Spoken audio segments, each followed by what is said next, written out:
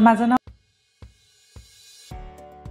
माझ्या लग्नाला 10 वर्ष झाली. मी पण काही ठिकाणी ट्रीटमेंट घेतली, पण डॉक्टर्सनी मला थोडंसं जास्त प्रेशराईज केलं की हाय ओबेसिटी, हाय BP.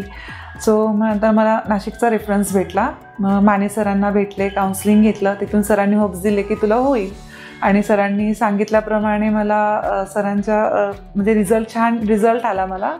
मला बेबी राहिल्यानंतर थोडेसे कॉम्प्लिकेशन्स आले, पण त्यातून पण सरांनी मला धीर दिला आणि तिथून म्हणजे मला बेबी पूर्ण त्यांनी हातात दिला. माझ्या बेबीला पण आणि मला पण त्यांनी काही होऊ दिलं नाही.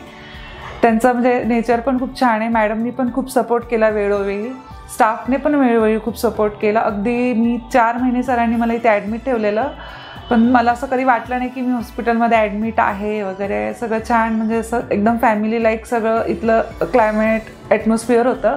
तिथून मला बेबी झाला. बेबी प्रीमॅच्युअर होता, पण सरांनी फुल गॅरंटी दिली आणि आज बेबी पण माझ्याकडे आहे आणि ती पण एकदम छान आहे आणि मी पण सुंदर आहे.